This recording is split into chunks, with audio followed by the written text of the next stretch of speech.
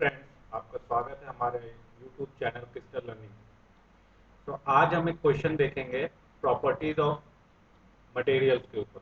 तो ये जो टॉपिक है कभी कभी स्ट्रेंथ ऑफ मटेरियल्स में पढ़ाया जाता है और कभी मटेरियल साइंस में पढ़ाया जाता है। इसीलिए ये दोनों सब्जेक्ट में मैंने कंबाइन रखा हुआ है। ठीक है, तो ये क्वेश्चन आपका गेट में पूछा गया था 2019 मॉर्निंग मॉर्निंग सेशन में। तो देखते हैं क्वेश्चन क्या बोलता है कि in UTM experimental sample of length 100 mm was loaded in tension until failure। Failure तक उसे टेंसाइल लोड दिया गया। फेलियर लोड बताया 40 किलो न्यूटन है। Displacement measured using cross head motion. तो क्रॉस हेड मोशन का मूवमेंट नोट डाउन किया गया, उस समय 15 mm था displacement measured. Okay, the compliance of UTM is 5 × 10⁻⁸ metre per newton. Strain at failure. तो हम लोग सबसे पहले देखेंगे कि स्टेन एट फेलियर किसे कहते हैं। स्टेन एट फेलियर, ठीक है। उसके बाद कुछ चीजें देखेंगे हमें क्या क्या पता है क्या क्या नहीं पता है। तो टेंसाइल स्ट्रेंथ, ये जो रेफरेंस है वो ASTM C1557 वाले कोड में आप देख सकते हैं, वहां पे भी इसका जिक्र है। ठीक है, बाकी हम देखते हैं टेंसाइल स्ट्रेंथ क्या होगा। टेंसाइल स्ट्रेंथ आपका हो जाएगा F/A। फेलियर आपका फोर्स क्या है न्यूटन में, और सिग्मा आपका टेंसाइल स्ट्रेंथ पास्कल में आएगा newton per metre square. Okay, engineering strain epsilon equal to change in length upon original length. ठीक है, ये सैंपल गेज लेंथ बोलते हैं मेनली। और परसेंटेज इलांगेशन क्या होता है, it is defined as maximum amount of plastic strain और फेलियर स्ट्रेन। यहाँ पे ध्यान दीजिए, it is defined as maximum amount of plastic strain और failure strain a tensile test specimen can sustain before it fracture. It is measured as change in length after fracture divided by original length. The plastic strain at fracture expressed as percentage of ductility। तो हमें क्या निकालना था, failure strain. तो percentage elongation बराबर होते हैं equal to delta L of fracture change in length के टाइम पे कितना चेंज हुआ है फ्रैक्चर के टाइम पे, delta L F divided by original length into 100। Delta L F क्या है, the elongation of the gauge length में कितना इलांगेशन हुआ है और सैंपल गेज लेंथ कितना है। तो हमें यही चीज निकालनी थी, परसेंटेज इलांगेशन। ठीक है, या फेलियर स्टेट। तो आइए दोबारा आते हैं उसमें क्वेश्चन के डाटा में। ये देखिए स्टेन एट फेलियर। ठीक है, तो ये क्या कहता है कि अगर आप यूटीएम देखेंगे कभी, यूटीएम की बात मैं करूँ तो यूटीएम क्या होता है, बेसिकली ये हो गया आपका ऊपर का क्रॉस है। एक हम लोग नीट वर्किंग डायग्राम तो नहीं है, तब भी हम लोग मान के चलेंगे।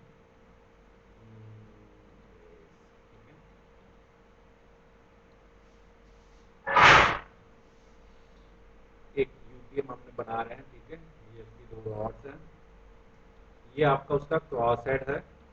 यहाँ पे आपका एक ग्रिपर होगा। ठीक है, इसमें आपका सैंपल होल्ड होगा और नीचे एक आपका स्टैटिक एक वाइस या कुछ भी मान लीजिए, वहां पे एक ग्रिपर होगा। ठीक है, और ये आपका सैंपल है, दिस इज सैंपल। ये आपका हो गया क्रॉस हेड, क्रॉस हेड। ठीक है, ये आपका फिक्स एंड हो गया। ठीक है, अब जब हम इसमें टेंसाइल लोड लगाएंगे तो ये क्रॉस हेड मूव करेगा।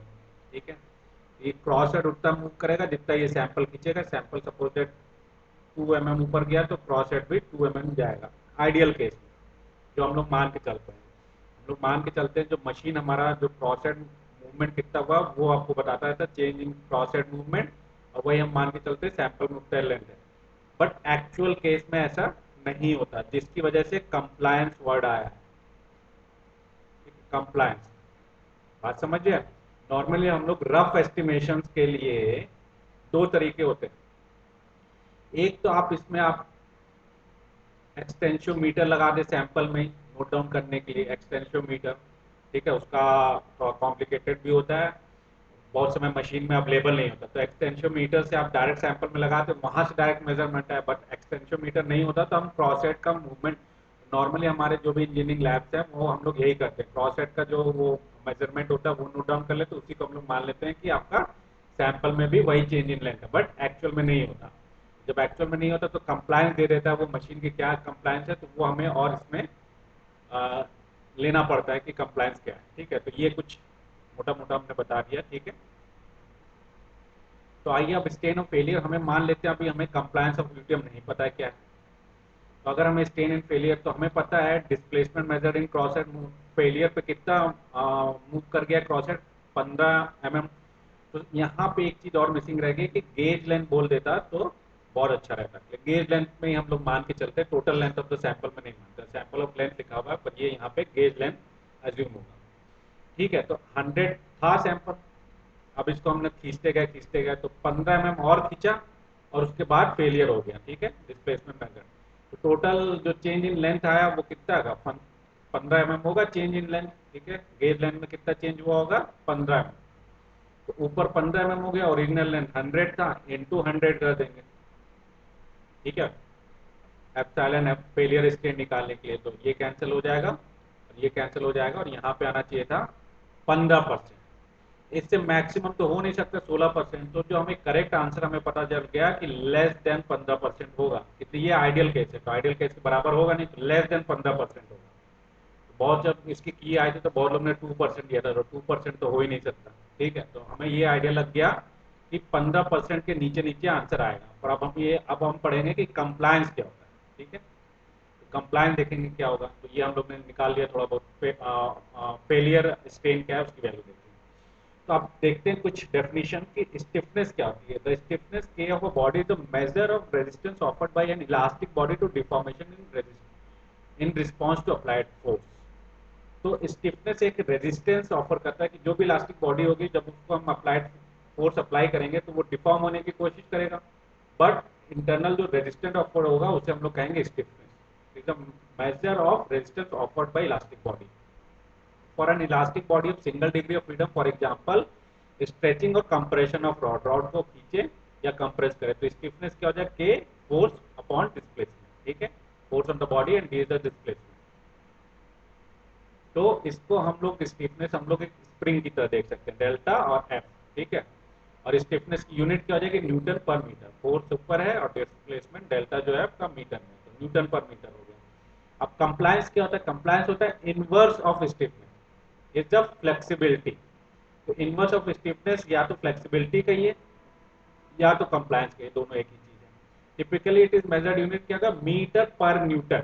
It can be said that more flexible an object is less stiff. मतलब कंप्लायंस की वैल्यू ज्यादा होगी तो लेस स्टिफ होगा, क्योंकि इनवर्स है। हम लोग ने यहाँ पे देखा कि जो स्टिफनेस है, stiffness is equal to 1 upon compliance, inverse है, इनवर्सली रिलेशन है। तो कंप्लायंस की वैल्यू अगर ज्यादा है तो लेस स्टिफ होगा। ठीक है, यही लिखा हुआ, तो सी इक्वल टू 1/k हो गया और के आपका हो गया स्प्रिंग कांस्टेंट। ठीक है, स्टिफनेस। तो इक्विवेलेंट स्प्रिंग का कॉन्सेप्ट लगाइए। The following spring is equivalent of two spring in series और in parallel, which spring is constant is k1 k2। अगर स्प्रिंग है तो k इक्विवेलेंट अगर पैरेलल में निकालना है तो k1 प्लस k2, और सीरीज में है तो 1/k equivalent 1/k1 plus 1/k2, ये आपको पता है। इसी तरह से अगर इक्विवेलेंट कंप्लायंस निकालना है तो ठीक अपोजिट हो जाएगा, k इक्विवेलेंट 1/c इक्विवेलेंट और k1 इक्वल टू 1/c1 और k2 इक्वल टू 1/c2। और इन सीरीज में हो जाए तो c equivalent equal to c1 plus c2 हो जाएगा। तो मैंने जैसे वहां पे थोड़ा सा डायग्राम आपने बनाया था, तो वहां पे आपने देखा होगा ये आपका ग्रिपर है, जो आपका इलास्टिक बॉडी है। ठीक है, इलास्टिक बॉडी, यहाँ पे सैंपल है और यहाँ पे एक फिक्स बॉडी है। ठीक है, तो यहाँ पे हम देखें, अगर अरेंजमेंट देखें तो ये सीरीज में, मतलब पहला एक कोई स्प्रिंग होगा। ठीक है, ये हो गया आपका ग्रिपर या इलास्टिक बॉडी। उसके बाद सीरीज में आपका लगा है सैंपल। तो इनका जो लगा कैसे है, वो एक सीरीज में एक के बाद एक, तो ये वाला फॉर्मूला हमारा अप्लाई होगा। ठीक है, इन सीरीज। तो यूटीएम में स्टेटमेंट देखिए पढ़ते हैं, in UTM cross head consist of gripper system है and metal sample connected in series, and both gripper and metal sample are elastic bodies equivalent to spring। Elastic bodies है तो दोनों में डिफॉर्मेशन होगा, मतलब आपका जब आप खींचेंगे तो क्रॉस हेड जो ग्रिपर सिस्टम है उसमें भी डिफॉर्मेशन होगा और आपका जो सैंपल है उसमें भी डिफॉर्मेशन होगा। बट हमें एग्जैक्टली मेजर कहाँ करना है, अगर एक्चुअल देखना है तो हमें पता करना है कि सैंपल में आपका कितना आया है, ना कि ग्रिपर वाले से उसे माइनस करना पड़ेगा, या इक्विवेलेंट देखना पड़ेगा कि क्या इक्विवेलेंट आपका ये कंप्लायंस आया। ठीक है, तो इसका फॉर्मूला हम लोग ने देख लेते हैं। तो क्रॉस हेड का जो सी होगा वो क्या हो जाएगा, C of sample plus C of gripper system. Cross head का जो आपका क्या कहते हैं कंप्लायंस होगा वो delta L change in length जितना दिया हुआ है और टोटल एफ कितना है। सैंपल का क्या हो जाएगा, that is delta L upon F. ठीक है, तो ये फॉर्मूला आप कहाँ से लिख सकते हैं, यहीं से आया है, चेंज इन लेंथ। ठीक, इसका उल्टा हो जाएगा। ठीक है, सी का चेंज इन लेंथ ऊपर और एफ नीचे हो जाएगा, तो वही लिखा हुआ है डेल्टा एल अपॉन एफ। और ये सैंपल का हो जाएगा, ये टोटल चेंज इन लेंथ जो आया और जो सैंपल में डेल्टा एल अपॉन एफ, और ये ग्रिपर सिस्टम है, जो ग्रिपर सिस्टम है वही आपका कंप्लायंस ऑफ द सिस्टम दिया हुआ है, कंप्लायंस ऑफ सिस्टम की वैल्यू दी हुई है। यहाँ से हम लोग रिकॉर्डेड क्रॉस हेड डिस्प्लेसमेंट की वैल्यू कितना हो जाएगी, एफ से मल्टीप्लाई कर दीजिए इक्वेशन को, delta L equal to small L plus C S into F. ठीक है, अब यहाँ पे क्या क्या है, जो कैपिटल डेल्टा है recorded in cross head displacement कितना हुआ है, क्रॉस हेड डिस्प्लेसमेंट कितना हुआ, सी एस क्या सिस्टम कंप्लायंस है मीटर पर न्यूटन, और delta L small delta L क्या हो जाएगा, elongation in specimen gauge length, और एफ क्या है, फोर्स टू फेलियर। ठीक है, तो यही वाला फॉर्मूला हम लोग यूज करेंगे। ये कुछ आपका मेजरमेंट वैल्यूज हैं कि कैसे हम लोग एक्सपेरिमेंट में कंप्लायंस निकालते हैं। तो जब ये एक्सपेरिमेंट्स आपको कराए जाते हैं लैब में तो उसके लिए इंपॉर्टेंट है, अभी हमारे लिए इंपॉर्टेंट नहीं है। यहाँ से देख सकते हैं सिस्टम कंप्लायंस क्या बताता है, machine compliance is the inherent displacement with in instrument. जब आप खींचेंगे तो उसके विद इन इंस्ट्रूमेंट इंस्ट्रूमेंट में जो कंपोनेंट है वो भी डिस्प्लेस होता है। ठीक है, तो वो वैल्यू बताता है कंप्लायंस। ठीक है, the machine compliance is the inherent displacement with in the instrument, मतलब सैंपल नहीं, सैंपल के अलावा। तो हम लोग ये फॉर्मूला यूज करेंगे। ठीक है, जो ये फॉर्मूला आया डेल्टा, ये फॉर्मूले में हम लोग वैल्यू रखते हैं। देखिए क्या क्या आता है।